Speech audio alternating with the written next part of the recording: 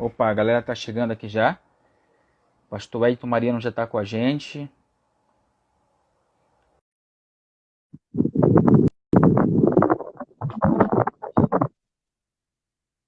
Tem mais chegando. Ô, pastor. Tudo E bem? aí, ô, pastor, como é que você tá? Tudo bem? Você tá me vendo direitinho aí? Tudo bem, funcionando tudo bem, graças a Deus. O áudio tá perfeito? Você tá me ouvindo direitinho aí? Sim, estou te ouvindo muito bem. Ai, tá glória. O povo tá chegando aí já para participar conosco, pastor Edson. E o povo que tá chegando aí é gente boa. O povo respondeu bem ao nosso convite. A galera tá chegando. Muitos amigos vão estar participando ao vivo, outros, infelizmente, por alguma circunstância, não vão estar, mas vão ver depois. E, enfim, essa live tenho certeza que vai ser muito compartilhada, tenho certeza que vai abranger a mente de muita gente, vai responder muitas perguntas, muitas dúvidas acerca desse assunto. E desde já eu quero agradecer pela sua participação, por ter aceitado o nosso convite, pastor. Muito obrigado. Foi através do pastor Rodrigo Calça Lemos, que foi um homem de Deus que fez esse contato aí. Desde já quero agradecer também ao pastor Rodrigo. Obrigado por aceitar o nosso convite, por abordar esse tema tão significativo para os nossos dias. Valmir, aqui conosco, a paz do Senhor, Valmir. Kaique entrou aqui também. Tem muita gente boa. E quero lhe agradecer já, pastor, por tudo, agradecer pelo convite. Olha o Rodrigo, chegou aí o Rodrigão aí, ó. Ele acabou de fazer uma live e já tá acompanhando outra.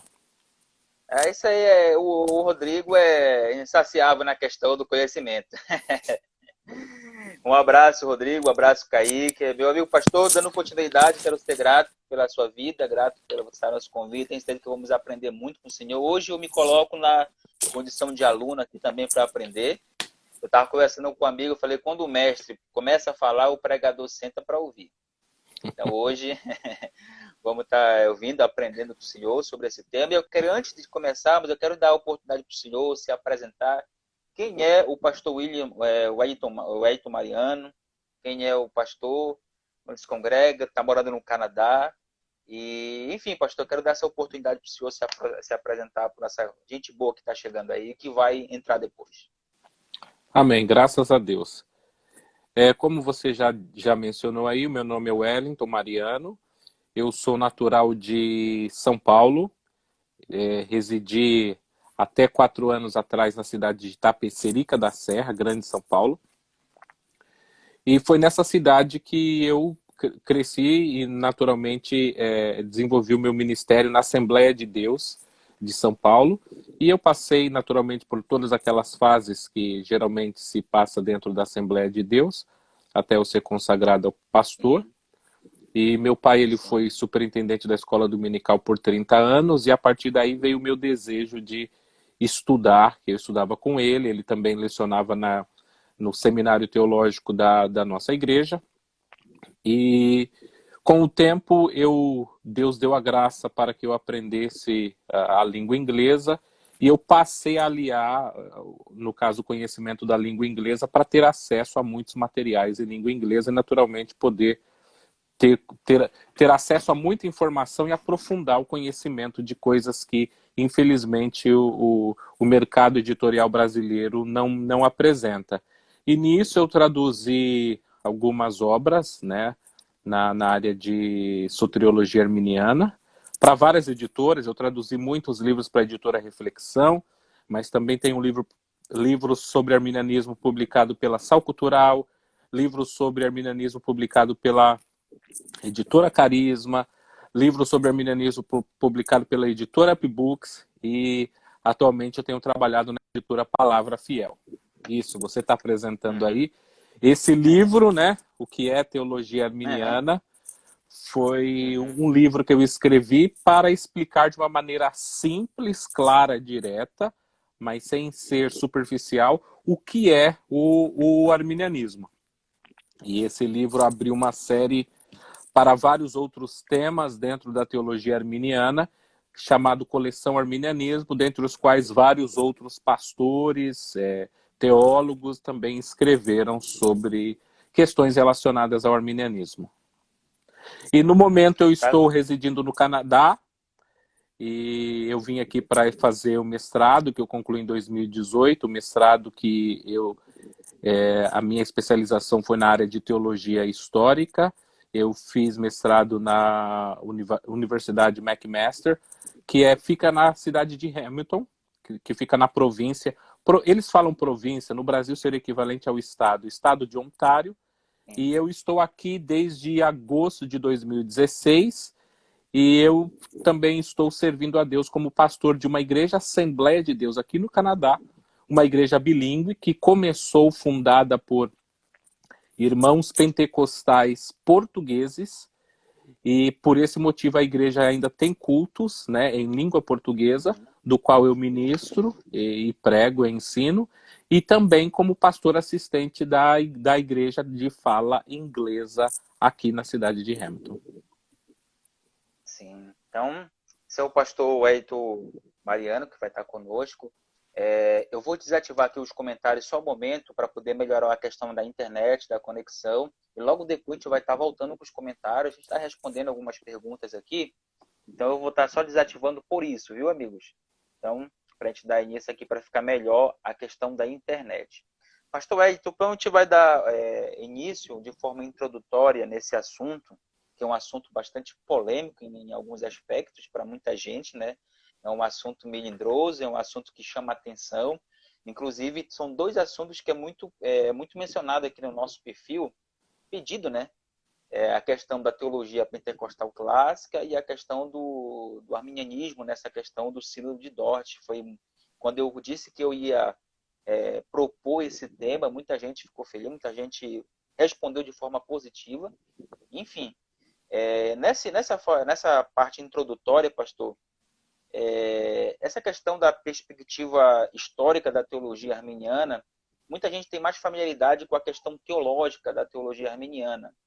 Mas eu queria saber do senhor a importância da questão histórica da teologia arminiana, que muita gente talvez despreza, desconsidera, ou por falta de conhecimento, ou por ignorância, enfim. Eu queria que o senhor discorresse um pouco de forma introdutória no início dessa live sobre essa importância do conhecimento histórico da teologia arminiana em todos os aspectos também da vida cristã, né, pastor? A teologia histórica ela é extremamente importante, porque se nós não tivermos o conhecimento da história, nós cometemos erros que foram cometidos no passado, né? E ao conhecer a história, você sabe, você já... Uma coisa que eu gosto muito na questão da teologia histórica é que muitas questões, principalmente em se tratando de heresias ou problemas que surgem dentro da igreja e dentro de alguns movimentos cristãos, já existem respostas que foram dadas por grandes líderes, pessoas extremamente capacitadas, mas em virtude do desconhecimento dos irmãos em relação a esses pensadores, a esses teólogos, a esses cristãos e ao conteúdo de seus escritos, por vezes nós queremos responder questões que já foram respondidas de maneira brilhante, de maneira maravilhosa, ou seja, a teologia histórica ela nos presenteia com uma série de benefícios que homens e mulheres de Deus foram utilizados para abençoar a igreja no decorrer da história, mas que com o passar do tempo, algumas heresias, alguns problemas, eles retornam. E esses problemas não precisam ter um antídoto novo. Se você tiver o conhecimento do antídoto antigo, ou seja, que foi apresentado na história, você naturalmente vai poder fazer o uso desse mesmo antídoto. E é como a teologia histórica, nesse sentido, é como você se colocar sobre ombros de gigantes. Você sabe o que aquelas pessoas construíram para a história da igreja, e você não tem necessariamente a obrigação ou a responsabilidade de querer recriar aquilo que já está feito, de maneira que a casa, a estrutura já está feita. Você pode aumentar, você pode contribuir com coisas novas, mas você não necessariamente precisa criar alguns alicerces que já estão colocados ali. Então, eu vejo, por exemplo, o problema em relação ao arminianismo em se tratando do Sínodo de Dort acontece por isso. Nós não temos conhecimento da história. como que a história aconteceu. Nós começamos a desenvolver um conhecimento da teologia. Mas aí, por exemplo, e embora o nosso tema hoje seja especificamente o Sínodo de Dort, nós podemos ver com a história da igreja, por exemplo, que o entendimento calvinista que hoje é disseminado principalmente nas mídias sociais, ele sempre foi um entendimento minoritário dentro da história da igreja. O fato do calvinismo ele ser muito bem articulado, né, em razão dos seus proponentes, muitos pastores com uma grande e excelente formação acadêmica, uma grande e excelente atuação na internet, nas mídias sociais, faz com que as pessoas pensem que o calvinismo sempre tenha sido dominante. E ele não é dominante hoje e ele nunca foi dominante na história da igreja como um todo. Estudando a história, naturalmente, nós nos deparamos e vemos com isso.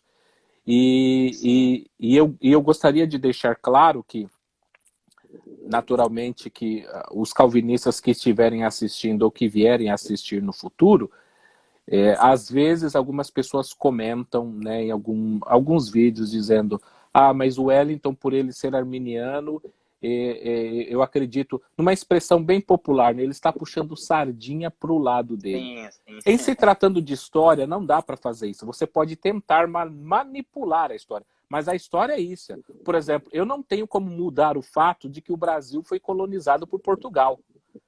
Eu posso gostar ou posso não gostar, mas o Brasil foi colonizado por Portugal, eu não posso mudar a história. Então, essas questões da história, elas não podem ser mudadas. É simplesmente a apresentação de um fato que aconteceu na história. Quer você goste, quer você não goste, quer você concorde ou não, isso não muda a história da maneira como ela aconteceu. É interessante, pastor, a gente não está aqui negando a importância de muitos calvinistas que contribuíram no decorrer da história, mas o senhor está falando na questão majoritária, na questão dominante num todo, né, pastor? Sem negar a importância, a existência de grandes homens aqui, para que alguém pegue um pouco da nossa fala e está dizendo que não tiveram importância. Tiveram sua importância, sim. Sim, a gente está colocando numa questão num todo, como o senhor muito bem pontuou. Exatamente. Então, nessa questão histórica, agora, a maioria dos cristãos brasileiros, a maioria dos cristãos é pentecostal.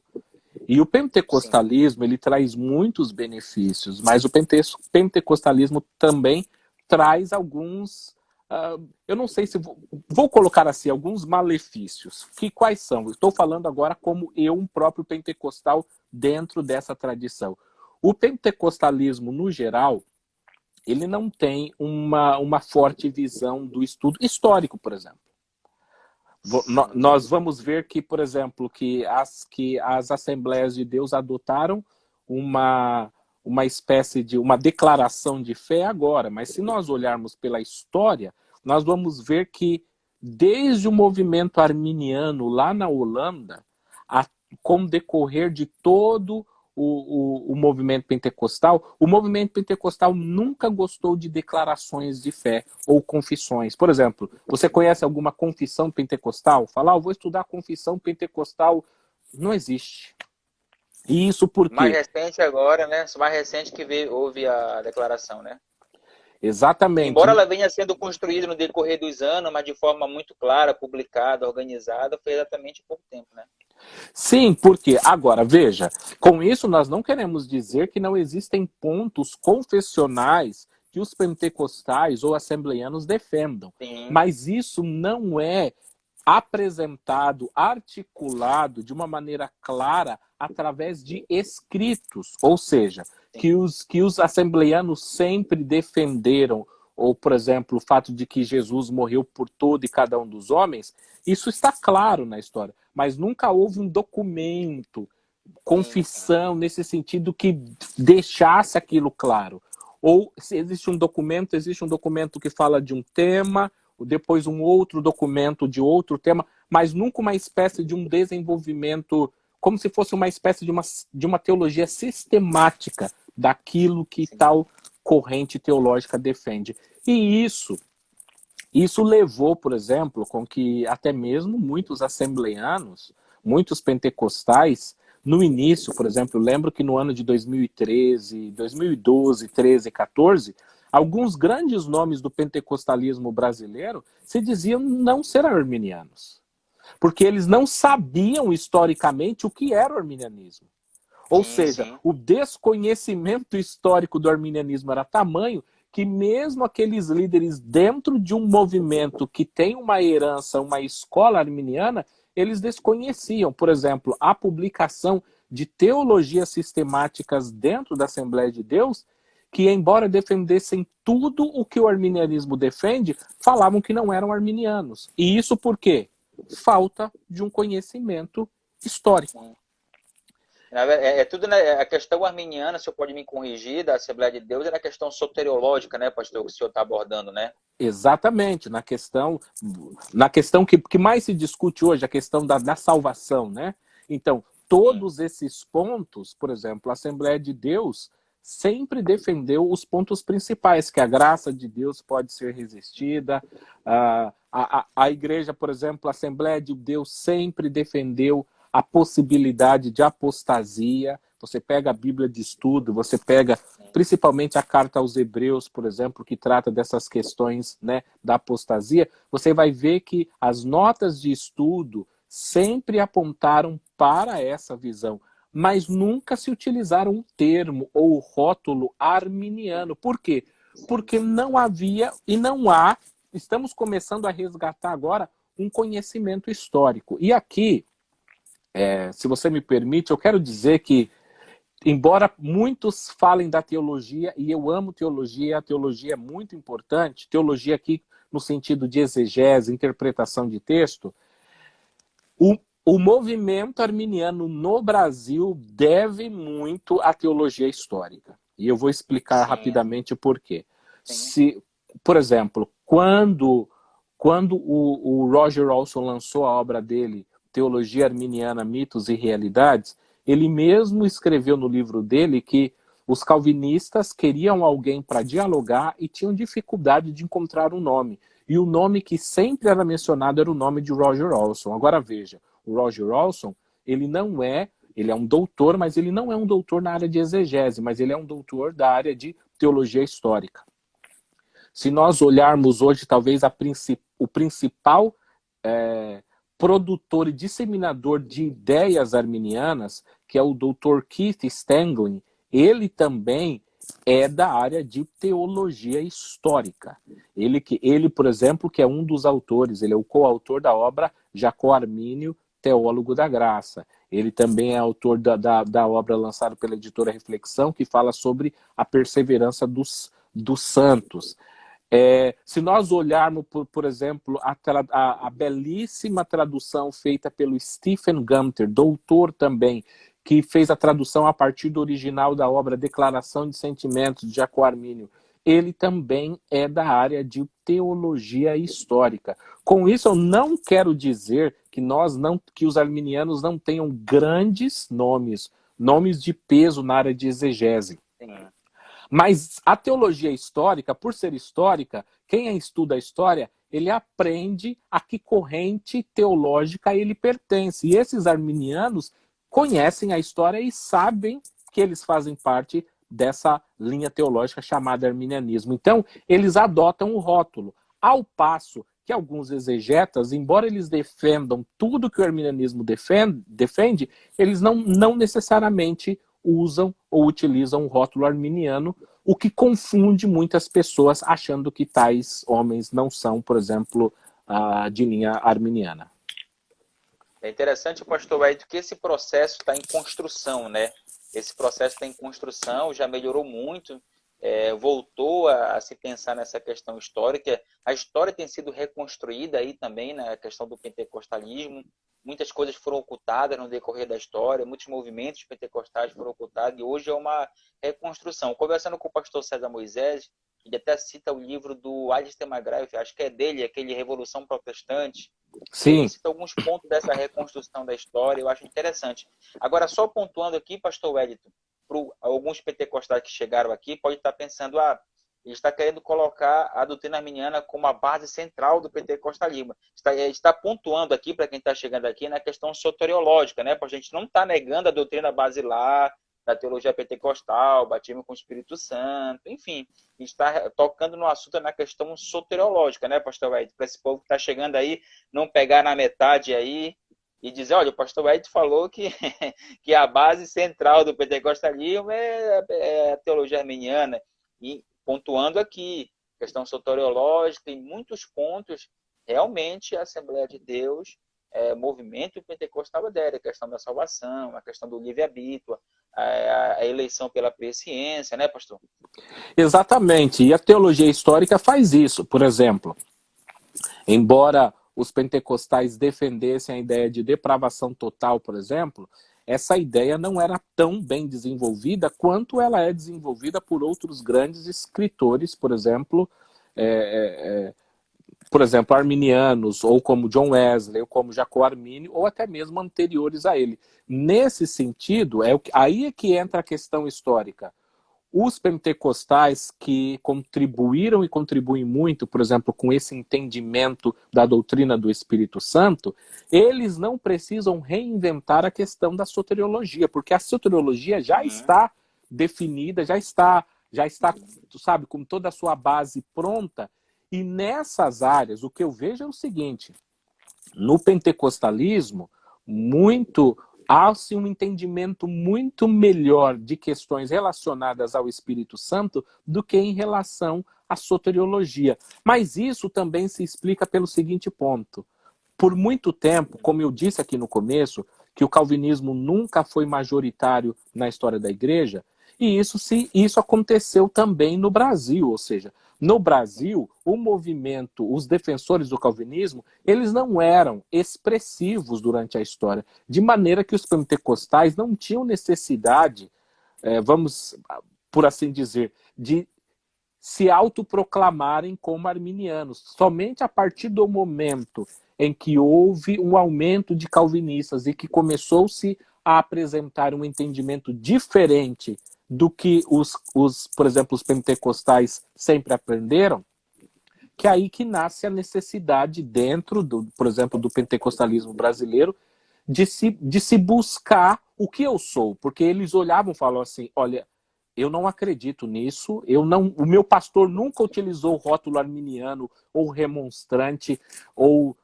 nunca utilizou termos com isso, mas eu também sei que o calvinismo defende em questões soteriológicas não é aquilo que eu defenda.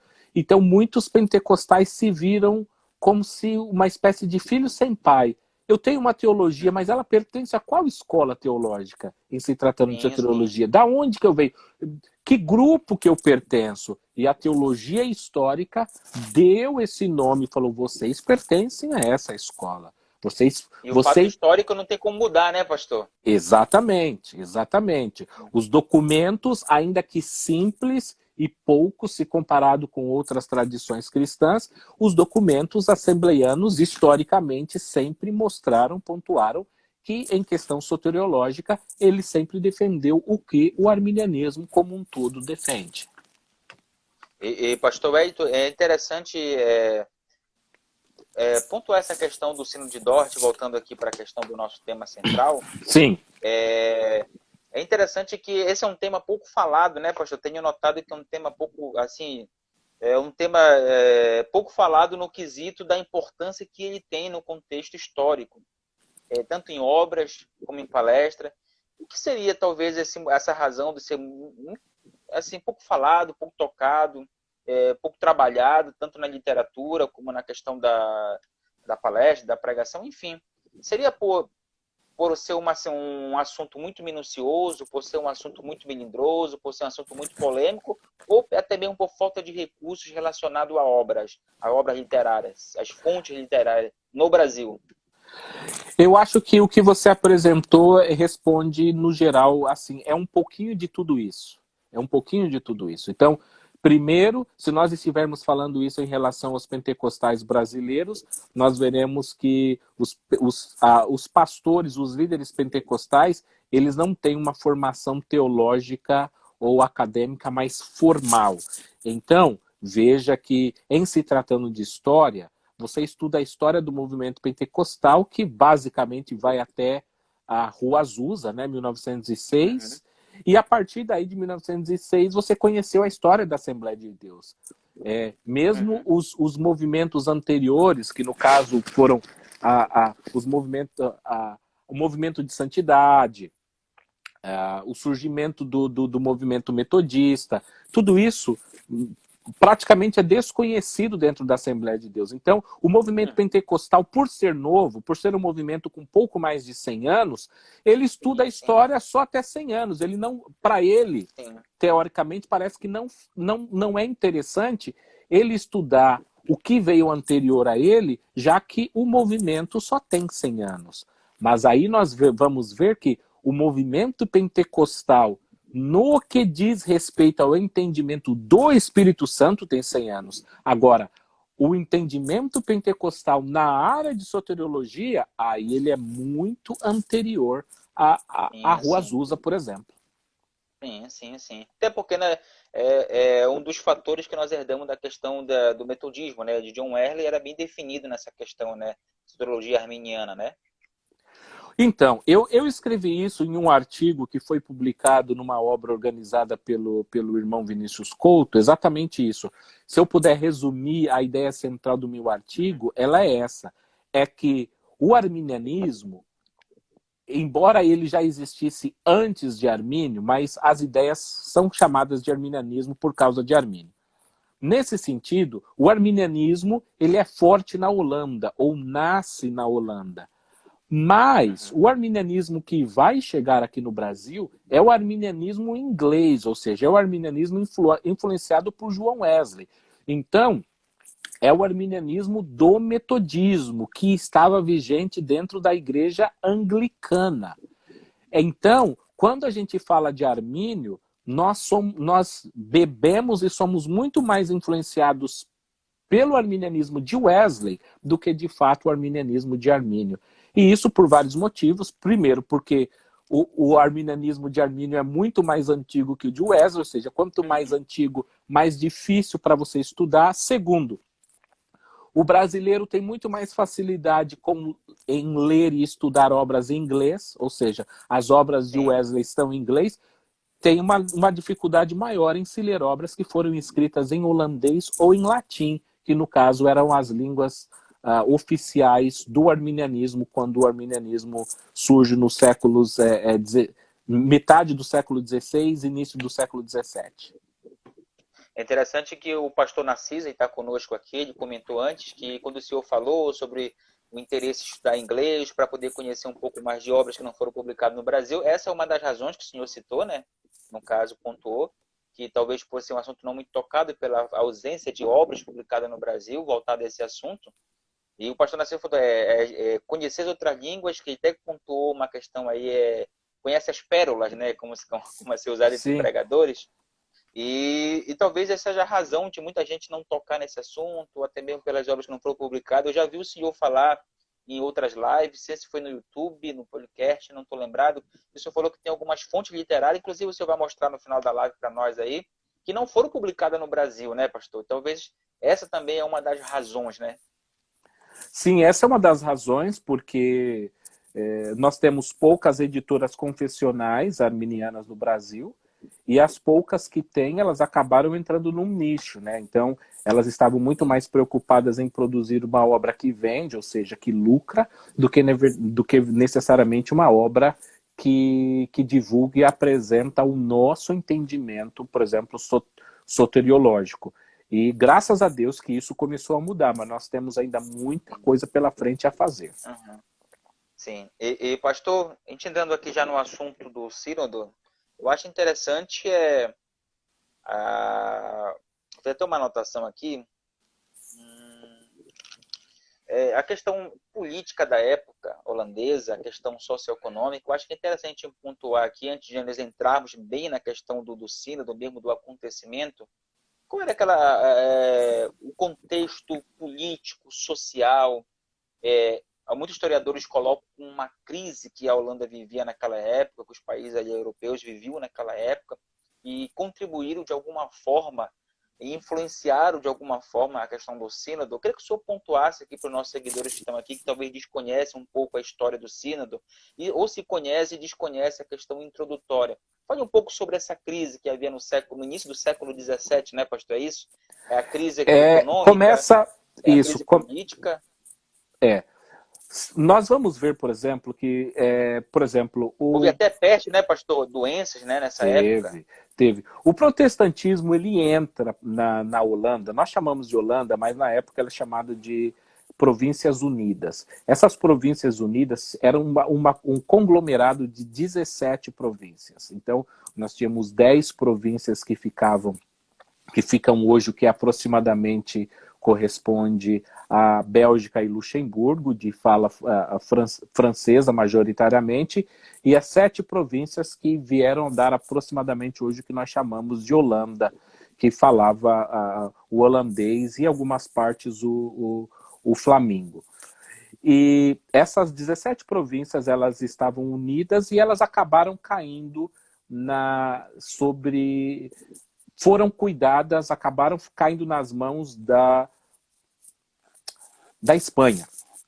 E a Espanha, naturalmente, católica. Então, a Espanha administrava as 17 províncias com Filipe, né, Filipe II, através da Espanha. Filipe não falava nenhuma das línguas oficiais da Holanda e, naturalmente, por ele ser católico, e ele se casou com a Mary Stuart, Maria, conhecido como Maria Sanguinária, da Inglaterra, e ela também católica e responsável por perseguir protestantes no seu país, ou seja, na Inglaterra. E eles colocaram, por exemplo, que aquilo que foi implementado no Concílio de Trento, que passasse a valer nas Províncias Unidas. Então eles começaram a perseguir os protestantes, isso por volta de 1520. E o Jaco Armínio vai nascer em 1559. Então, até 1500. Só que esse protestantismo que está entrando nas Províncias Unidas, hoje, a atual Holanda, é um protestantismo luterano. Ou seja, não tem calvinismo forte nesse momento. Depois, segundo, ele é um movimento protestante que é anabatista. E os anabatistas sempre tiveram também um entendimento diferenciado, não só em relação à soteriologia, mas também em relação à eclesiologia. E somente por volta de 1550 é que começa a haver um grande fluxo de migração de calvinistas para a região da Holanda. Esses calvinistas, eles eram majoritariamente de fala francesa, eles estavam sendo expulsos das províncias de fala francesa, ou seja, da atual Bélgica e Luxemburgo, e eles começaram a fugir para o norte, aonde, por exemplo, nasceu Jaco Armínio. E por eles terem sido perseguidos pelo catolicismo no sul, quando eles chegaram no norte, eles quiseram também dominar, né? Só que quando eles chegaram no norte, os defensores de ideias do arminianismo, por exemplo, já estavam lá, que eram os nativos. Então, hoje, quando se fala no calvinismo, pensa que o calvinismo era majoritário. Não, o calvinismo passou a ser majoritário. Por exemplo, quando Armínio nasceu, não tinha essa força que o calvinismo, com o tempo, passou a ter. Mas o calvinismo também passou a ter uma força, por quê? Os calvinistas, por terem sido perseguidos, eles acabaram utilizando mais da violência. Com isso, eu não quero dizer que outros grupos não tenham utilizado violência, porque a maioria dos grupos cristãos, em algum momento da história, incluindo o arminianismo, todos eles erraram, tomando uma postura contrária do que a Bíblia pede. Mas os calvinistas, mais notadamente, cometeram esse erro. Por quê? Porque por eles terem perdido casa, por eles terem perdido ministério, quando eles chegaram na Holanda, eles não queriam correr esse risco. E eles viram no arminianismo esse risco, achando que o arminianismo fosse dividir a igreja reformada holandesa, e por isso eles começaram a atacar. Naquele momento, a igreja e o Estado eram unidos. Não existia essa separação que nós temos hoje. Por isso, quando eu falo que houve uma grande atuação política para a realização do sínodo, é que as pessoas não entendem. Por exemplo, os políticos da época, né, chamado, por exemplo, de magistrados, eles tinham poder de decisão na indicação, por exemplo, de quem fosse pastorear uma igreja ou não. Toda igreja, por exemplo, até hoje na Holanda ou na Alemanha e alguns países da Europa em que a igreja é do Estado, é o Estado quem paga os pastores. E isso aconteceu, por exemplo, por grande parte do período da Holanda. Então, a Holanda queria sair do domínio político espanhol, em questão política e econômica, e na religião, a Holanda queria se tornar protestante, ou seja, então ela queria independência política, independência econômica e independência religiosa. E com isso, para ela se tornar... Veja, só tem um Estado. Se só tem um Estado e tem a religião, só pode ter uma religião aliada ao Estado. Por isso que o calvinismo, ao se unir com o Estado, ele foi contrário ao arminianismo, ele foi contrário ao anabatismo, ele foi contrário ao catolicismo romano e ele foi contrário ao luteranismo. Ele foi contrário a todas as vertentes cristãs da época. Por quê? Porque naquela época não se podiam coexistir, ou pelo menos eles acreditavam que não se podia coexistir várias religiões debaixo de um mesmo Estado. Então, somente quando um dos grandes líderes da Holanda, que é o Maurício de Nassau, ele tem uma rivalidade política com um outro político chamado Johan Oldenbarnevelt. Quando um quer tornar a Holanda mais republicana, em que há mais poderes entre as províncias, e o outro quer se tornar uma espécie de um monarca, que haja uma centralização política, e eles começaram a brigar para ver quem, no caso, ganharia esse braço de ferro político. E o Oldenbarnevelt, ele se posicionava ao lado dos arminianos, tanto que não por questões teológicas, mas pela visão dele política, e ele achava que a religião poderia coexistir outras. Não era uma questão, olha, ele era arminiano e defendia os pontos arminianos. Não, a visão política dele se alinhava melhor com as ideias do arminianismo. Tanto que quando nós estudamos sobre por exemplo, a remonstrância, o documento remonstrante foi entregue exatamente a esse estadista chamado Johan Oldenbarnevelt. E o que vai acontecer? Esses dois grupos vão começar a brigar de uma maneira resumida. A igreja começa a entrar em grandes problemas. Os arminianos queriam, por exemplo, que houvesse um sínodo, mas nesse sínodo eles queriam que tivesse a oportunidade de revisar as confissões e catecismos vigentes da época, né? Então eles queriam revisar a confissão belga e o catecismo de Heidelberg. Na época não existia o sínodo de Dort ainda, né? E os calvinistas, naturalmente, que eram contrários a essa revisão, então eles não queriam sínodo. Ou seja, os calvinistas, os arminianos queriam um sínodo, mas os calvinistas não queriam um sínodo. Por quê? Porque eles tinham medo de que, se houvesse o sínodo, que esses documentos pudessem ser revisados. Somente quando Maurício de Nassau resolve atacar o Oldenbarnevelt e ele vai prender o Oldenbarnevelt e depois ele vai pedir para literalmente que a cabeça dele seja cortada, quando o Oldenbarnevelt perde esse poder, nesse momento, são muitas informações, né? É difícil. Eu não sei quanto tempo nós temos. Quanto tempo nós temos ainda?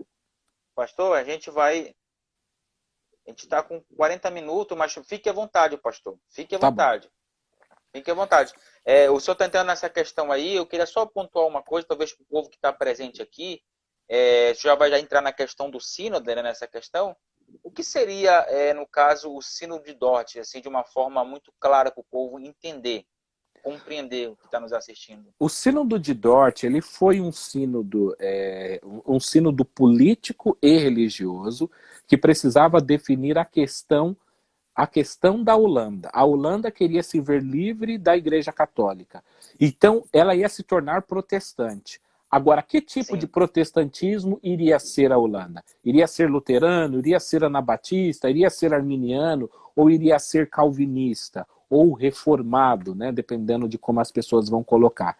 E eles precisavam de um sínodo nacional para resolver essas questões. E esse sínodo nacional, ele precisava ser resolvido entre os clérigos, né? Os pastores e os teólogos que existiam naquela época. E esses pastores e teólogos, eles eram indicados pela igreja, mas eles também precisavam da aprovação dos políticos. Agora, existiam pastores e teólogos calvinistas e existiam pastores e teólogos arminianos. Quando houve essa, essa rixa, essa querela entre Maurício de Nassau e o Johann Oldenbarnevelt, o que aconteceu é que o Maurício de Nassau, ao tirar Oldenbarnevelt, ele foi de cidade em cidade e ele começou a retirar todos os pastores que eram arminianos e ele substituiu esses pastores arminianos por pastores e líderes calvinistas. Ele substituiu os políticos, né, os magistrados que eram sim. arminianos, ou que, se não fossem arminianos, que defendiam a causa arminiana, e substituiu também por políticos, por magistrados que fossem calvinistas. Isso já havia começado a acontecer uns 2 anos antes do sínodo, por volta de 1617, quando alguns calvinistas, eles não ficavam em igrejas que tinham arminianos, principalmente quando o pastor era arminiano. Eles não queriam ficar dentro dessas igrejas e eles começaram a formar igrejas como se fosse uma espécie de igreja independente. Era uma mesma denominação, por assim dizer, igreja da Holanda, ou igreja reformada da Holanda, mas existiam as igrejas pastoreadas por pastores arminianos e as igrejas lideradas por calvinistas. Muitos arminianos ficavam em igreja de calvinistas, mas o contrário não. E o Maurício de Nassau, ele começou a frequentar essas igrejas calvinistas que eram ilegais, contrárias a todas as regras instituídas pelo governo da época. Mas como o Maurício de Nassau aspirava ao poder, queria se tornar uma espécie de monarca, ele precisava dessa ação. Então, ele, ao frequentar essa igreja ilegal, em termos políticos, em termos de lei, na Holanda, ele passa a validar a posição calvinista. Depois, quando ele tira Oldenbarnevelt do cenário político, então ele substitui os pastores e os políticos por pastores e políticos aliados à causa calvinista. Somente nesse momento é que agora eles podem convocar o sínodo de Dort. Mas veja, o sínodo de Dort só vai ser convocado depois dessa ação. E essa ação de prender o Oldenbarnevelt, essa ação de tirar os pastores arminianos e substituírem eles por pastores calvinistas. Essa ação de substituir magistrados arminianos por magistrados calvinistas é chamado, né, na expressão francesa, coup d'état, de um golpe de Estado. Então, assim, somente depois do golpe de Estado de Maurício de Nassau é que o sínodo de Dort ele pode ser convocado. Por quê? Veja, porque existiam 2 grupos, 2 facções, os arminianos tentando defender o seu ponto e os calvinistas do seu. Se houvesse um sínodo e o sínodo tivesse os 2 lados, seria muito mais difícil deles chegarem a um acordo. Então, veja, somente quando se eliminaram todos os arminianos dos seus cargos eclesiásticos e políticos, é que o sínodo de Dort possa ser convocado. Então, as pessoas que não conhecem a história, que vão apenas para o sínodo de Dort, pensam, olha que lindo, que maravilhoso, olha o que aconteceu. E eles não conseguem entender que, para que o sínodo acontecesse, precisou-se todo dessa manobra política para futuramente pudesse validar o Como o senhor calvinismo. colocou aí, o golpe de Estado, né? Para resumir, precisou do golpe de Estado. Interessante que esse contexto político que o senhor está falando aí me lembra algo muito parecido, algo muito familiar me lembra. Esse contexto político aí me lembra algo muito familiar. E essa questão aí, calvinismo, arminianismo, enfim, também me lembra outra coisa muito familiar. Então, eu acho interessante esse pontuamento, essa pontuação que o senhor está... O senhor pontuar essa questão aí, porque muita gente se detém apenas no acontecimento, que já vai falar agora, no desenrolar do Sínodo de Dort, mas se esquece que existe todo um contexto, e esse contexto aí esclarece muita coisa do que vai acontecer. Não somente no desenrolar do julgamento, dos acontecimentos, das reuniões, mas o contexto, ele abre muito a mente, ele abre um horizonte para se entender como se surgiu o Sínodo de Dort, como o senhor bem colocou aí, questão política, muito mais do que questão religiosa. Quando falamos questão religiosa, estamos falando de questões teológicas, e se quase nada, não vamos negar aqui que existia assim, questões teológicas, mas na sua base, na sua motivação, eram as questões políticas, né, pastor? Sim, porque era o Estado quem chamava, quem convocava, quem tinha o poder de convocar o sínodo. Então, veja, se o Estado não tivesse validado o sínodo não teria acontecido. Agora, o Estado poderia ter validado de uma maneira legal, mas para que o Estado validasse da maneira como ele validou através de um golpe de Estado. Então, veja bem, por exemplo, seria o mesmo que... Deixa eu colocar um exemplo aqui. Imagine que eu vou numa igreja batista e eu falo que eu vou fazer uma convenção batista. E depois eu chego lá e eu começo a tirar todos os pastores que são calvinistas e substituo ele por pastores, por exemplo, arminianos. E depois eu falo que eu vou convocar eu não sei, não sou batista, mas uma reunião, um sínodo, e que nós vamos votar como que vai ser a teologia daquela denominação. Mas somente depois de eu ter garantido de que todas as pessoas que vão ser chamadas vão votar a meu favor, que eles estão do meu lado. Então, essa ideia que as pessoas pensam de um sínodo, essa ideia de que houve, né, dois lados, que ouviram o ponto de vista arminiano, debateram, pensaram, oraram e chegaram à conclusão, não, essa questão não existiu. Foi uma manobra política e que naturalmente vários autores vão apresentar isso, autores que não são necessariamente arminianos, viu? Autores... Sim, é pontuar isso, né? São historiadores, né? São historiadores que estão interessados na história, no desenvolvimento da história da Holanda ou das Províncias Unidas, dos Países Baixos, e que precisam tratar de questão teológica porque naquele momento histórico tinham. Mas a preocupação deles é o desenvolver como que a nação surgiu. E eles vão pontuar essas questões, que foi um golpe de Estado. Agora, eu vou me adiantar aqui para possíveis perguntas, indagações que alguns... Eu tô com algumas perguntas aqui, pastor, que eu vou deixar no final. O senhor quer responder na hora das perguntas, para o senhor tirar a dúvida de muita gente? Eu posso, mas eu quero fazer um comentário. Não, pode pontuar, fique à vontade. As fontes, é que assim, às vezes eu recebo alguns e-mails e mensagens dizendo assim, eu gostei muito de ouvir, mas o pastor Wellington parece ser tendencioso. Ele está contando a história como nunca ninguém viu, ou que pouca pessoa sabe. Mas isso, veja, eu não estou contando uma história que eu inventei, porque a história está lá. Eu estou, na verdade, passando tudo aquilo que eu li. A história está feita. Então, não é... Se alguém achar que existe... alguém tendencioso, são os historiadores. Então eu quero pontuar aqui algumas coisas. Existem fontes antigas que apresentam isso, ou seja, fontes final do século XVI, XVII e por aí vai, XVIII, até início do século XX, tem fontes. Essas fontes todas apresentam esses dados que eu estou passando para você. E há um renascimento do estudo da Holanda em que vários autores estão escrevendo sobre isso e todas não, mas muitas dessas fontes vão apresentar essas questões que eu estou falando aqui. Agora veja, o fato, eu coloco sempre como 2 pontos. Os livros calvinistas que escreveram sobre Dort, eu posso estar errado, mas eu penso que só pode ouvir 2 opções para esses autores. Ou o autor calvinista não conhece a história, ele escreveu a história da maneira que ele ouviu, mas ele não pesquisou a fundo, de maneira que ele apresentasse um outro ponto de vista.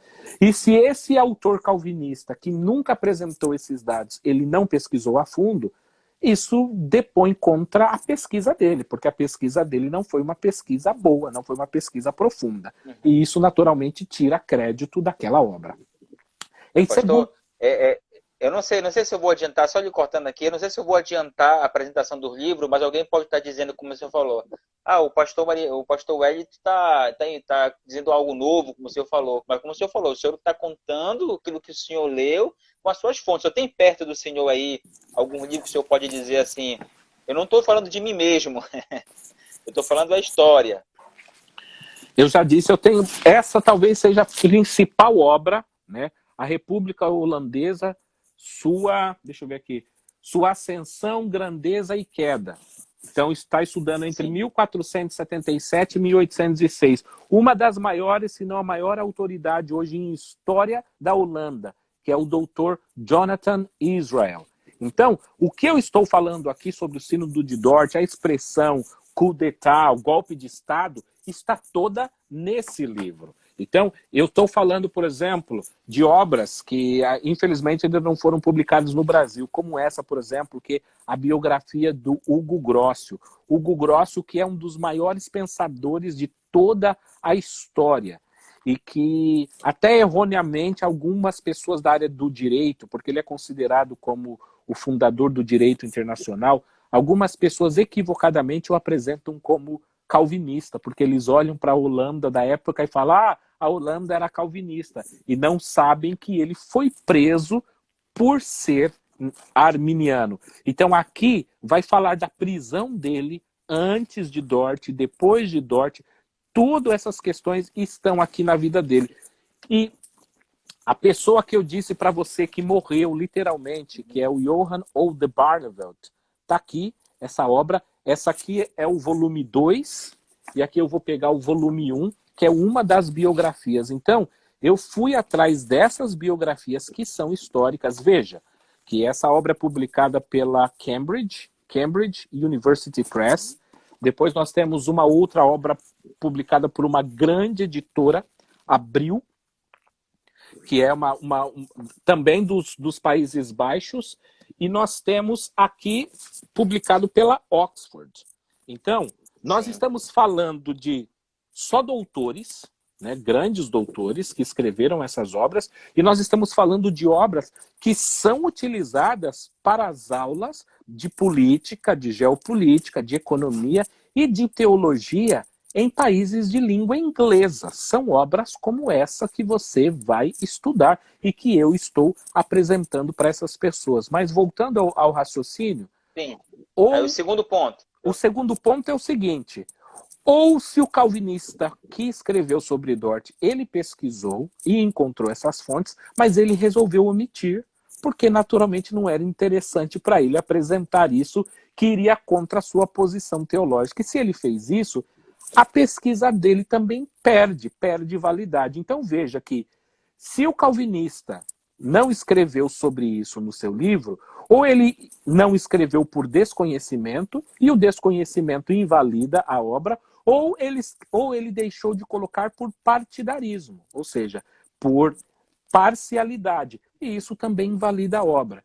Eu estou falando aqui numa linguagem, né, corrida, fluida, normal, tentando evitar alguns jargões acadêmicos, mas na academia, na universidade, o que se vê é o seguinte: quando você vai fazer um estudo sobre algo, você precisa, para ser um estudo sério, apresentar os dois pontos de vista. O autor, ele sempre tem tendência para um lado, mas sabendo que todos nós podemos ser tendenciosos, nós precisamos lutar contra essa tendência para que nós chegamos na verdade. Ou seja, se eu escrever somente coisas boas acerca do arminianismo sem que isso seja verdade, na verdade eu estou recriando a história. E no Brasil, o que me entristece é isso, porque a ideia e a noção que as pessoas têm no Brasil é uma noção de um sínodo de Dort que não existiu. Um sínodo de Dort que é fictício. Um sínodo de Dort que é praticamente apresentado apenas a questão religiosa, como se não houvesse uma questão política, que comete um anacronismo. O que é anacronismo? É tratar a questão religiosa de hoje como se ela fosse assim no passado, e não foi. Naquela época, a igreja andava junto com o Estado. Se a igreja andava junto com o Estado naquela época, ao se tratar do Sínodo de Dort, precisará necessariamente tratar da questão política do Estado. E o que, infelizmente, as obras que eu tive acesso no Brasil, escrita por o que as pessoas colocam como as pessoas mais preparadas para escrever sobre esse tema, eles simplesmente não abordaram essa questão. Sim. Pastor, é interessante aqui pontuar que a igreja e Estado era uma proximidade muito estreita, né, pastor? Era algo muito próximo, né? Como o senhor falou, tinha até autoridade para trocar pastores. Então, a familiaridade, a proximidade, a intimidade, podemos colocar assim para que o povo entenda, era muito grande, né? Sim, era muito grande. Então, que fique claro, os arminianos também utilizavam da política para defender os seus pontos de vista na época. A diferença é que os arminianos não deram um golpe de Estado para colocar goela abaixo a visão dele, como os calvinistas fizeram. Podemos Então, colocar, não deu golpe de Estado para ter aquela vitória.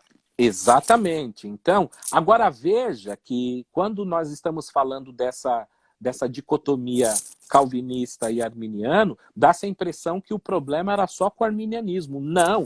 O calvinista, com o Sínodo de Dort, ele está dizendo, aqui não pode ter luterano, aqui não pode ter anabatista, aqui não pode ter arminiano, aqui não pode ter ninguém além do calvinismo. Então, que fique claro isso. Não pode ter, naturalmente, catolicismo romano, que o Sínodo de Dort, ele buscava o seguinte, precisa ter a igreja do Estado. A igreja no Estado da Espanha era o catolicismo romano. Então, Estado e igreja junto. E aqui, o que vai ser? Aqui, os calvinistas falaram, aqui vai ser, no caso, um governo, um Estado protestante, e a igreja oficial vai ser a igreja calvinista. Com isso, eliminam-se todas as outras vertentes. Então, que fique bem claro que não era assim, o calvinismo está indo contra o arminianismo. Sim, a questão principal era o arminianismo, mas eles estavam indo contra o luteranismo, anabatismo e todas as outras vertentes cristãs da época. Só podia existir para eles, no entendimento da época, só podia existir uma vertente cristã. Qualquer outra vertente cristã, para eles, no entendimento da época, enfraqueceria o Estado. O Estado não pode ter várias religiões. O Estado só pode ter uma religião oficial. E, pastor, já vai estar chegando o nosso fim do nosso horário aqui, de 1 hora. Eu queria entrar naquela questão do desenrolar das reuniões, o que aconteceu exatamente ali no Sínodo de Dort. Eu vou encerrar essa live aqui, a gente pode estar voltando depois para a gente dar concluída nessa questão do que aconteceu no Sínodo de Dort. E eu tenho umas perguntas aqui que já chegou mensagem para mim, porque eu selecionei algumas perguntas dentro dessa questão aí, e a gente vai concluir no que aconteceu no Sínodo de Dort em si. Já pontuamos uma questão introdutória, de muito bem clara, muito bem explicado. O povo entendeu, o povo está dando coraçãozinho aí. Se está gostando aí, dê o coraçãozinho aí para saber que você está gostando. E a gente vai entrar na questão do Sínodo de Dort, ali no que aconteceu nas reuniões, e responder uma questão de algumas perguntas que eu tenho certeza que vai ser muito bom e o negócio vai estreitar mais ainda, pastor. Sim, você me avisa aí quando eu tô só com o celular aqui, não tô com o relógio. Uhum. Quando você precisar, levanta a mão ou me interrompa aí, para você dizer que Tá. a gente vai terminar. Falta 20 segundos para encerrar, eu vou encerrar aqui. Aí a gente vai estar voltando na outra live para o pessoal que está nos acompanhando. Na próxima live a gente vai falar sobre o que aconteceu nas reuniões do Sínodo de Dort em si. Vai ter as perguntas e a indicação dos livros do pastor Wellington Mariano. Tá bom? Então, vem conosco na próxima live. Vou deixar isso aqui gravado lá no IGTV.